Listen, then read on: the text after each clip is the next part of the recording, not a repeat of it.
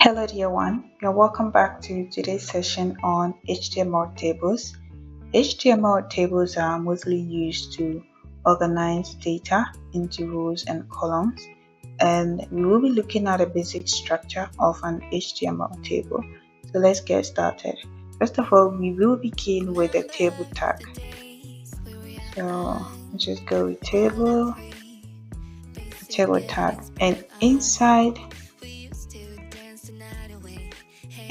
this table tag, so the table defines the table. Okay, this table tag, it defines the table, and now inside this table tag we have the table row, which is written like this,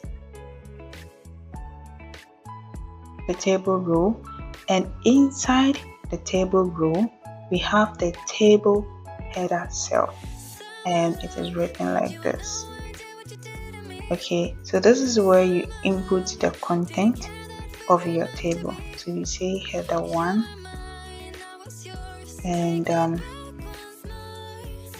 copy this, go again, say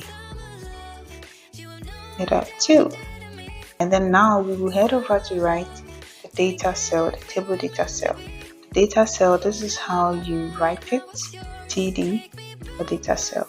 Okay, table 1, cell 1, and we have another one, table 2, cell 2. This is the basic structure used to write HTML tables.